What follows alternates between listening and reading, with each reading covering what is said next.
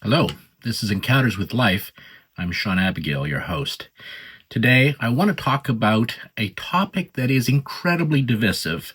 I know there's strong opinions, and I'm not trying to take sides in this video. I'm trying to talk about it in a very logical manner because emotions are running high, and we need to understand what the logical options are.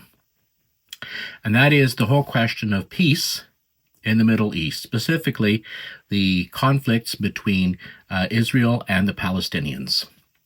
So bear with me, please. This is not going to be an easy video, but these are the options as I understand them. And please understand that there are no really good or easy options. So first of all, the key to understanding the conflict. If you get one thing out of this video, let it be this. The Palestinians claim all of the land of Israel. Now you can say to me, Sean, of course, it's theirs. It was taken away from them. Okay, I understand that position, but the key to understanding this whole thing is that the Palestinians claim all of the land of Israel.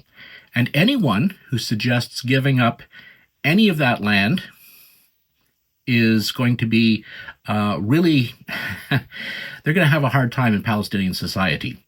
The idea that Israel has a right to exist, that's a really bitter pill for the Palestinian people. And so many of them won't even talk about Israel. They just refer to the Zionist entity.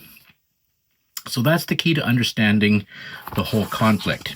So what options are there for peace? Well, first of all, option one. Option one is the Jews leave Israel and establish themselves in another country. And so whether they flock to the ends of the earth, another diaspora, or whether they set up in one country and someone gives them 10 square miles of land and says, okay, that's Israel. Whichever way, Israel, all the Jews leave Israel and go somewhere else. That's not going to happen.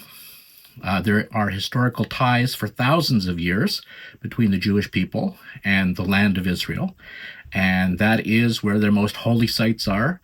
They're simply not going to do that. So that's option one, not an easy option. I don't think it's going to happen. All right, let's talk about option two, and this is what I'm going to refer to as the Trump option. The Trump option is that the Palestinians all leave Gaza, and possibly the West Bank too, I don't know, and establish themselves in another country. So this is a lot like option one, but it's instead of for the Jews in Israel, it is for the Palestinians in Gaza. They all leave. Go somewhere else, go to one country, go to many countries, establish themselves somewhere else. That's the second option. But for reasons that I explained in another video, and I'll put the link in the description, I don't think that's going to happen. I do not think the Palestinians are going to give up what they have. What they have right now isn't very much, and they're simply, they've been raised to believe that everything is about the resistance. Everything is about the opposition to Israel. They're not going to go for option two. But that is, logically speaking, that is an option and has to be considered. All right. Option number three. Together, the Israelis and Palestinians establish one country. And this is known as the one state approach. And I don't think this is going to happen. And I'll explain why. Because the Israelis and the Palestinians, there's so much bad blood there that there's simply no way that they're going to trust each other. They're not going to trust each other to create one country where it's going to be equal and equitable and so on. If you look at the events of October 7th, that is seared into the minds of the Israelis, and they're simply not going to do this. So unless there was some sort of outbreak of goodwill amongst peoples, and if there was some sort of outbreak of repentance for previous violent acts and so on both sides, I simply do not think that option three is going to happen. The Israelis and the Palestinians are not going to establish a one-state solution. Option number four, the Palestinians accept that they can't have all of the land. They just have whatever land they're living on right now. So Gaza, portions of the West Bank, so on. That would establish a two-state solution, but it would require the Palestinians to accept that they cannot have all of the land that is of Israel. And Palestinians are raised in their schools from childhood to say all of the land is ours. There's no way we're going to give up. Rather than having something, we choose to have nothing. I don't know how else to explain it. We choose to have nothing rather than to have something because we can't have everything.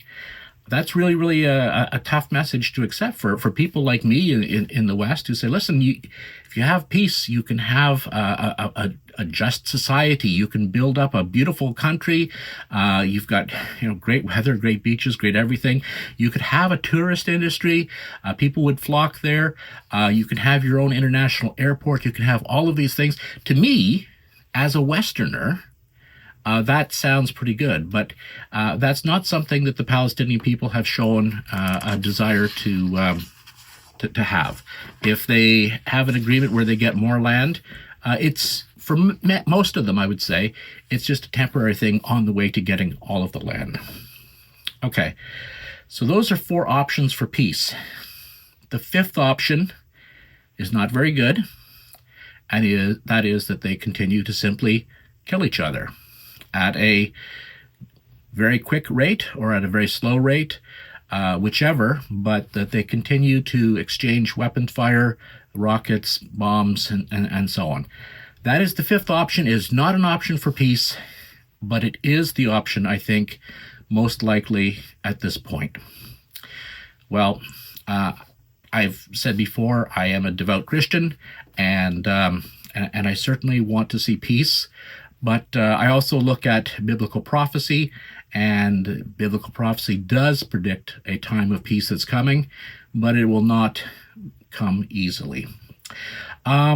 If you have a different religious view than me, if you have a different eschatological view than me, then that's fine. You can ignore my 6th statement. All right, those are the options. What are your opinions? What do you think is going to happen? What do you think should happen? Please, in the comments, I love to see comments, but please try to express yourself without too much anger, because I know it's easy to be angry about this whole situation. But I'd love to hear your comments, and I would really love to have you subscribe to this channel. I'm Sean Abigail. That's Encounters with Life.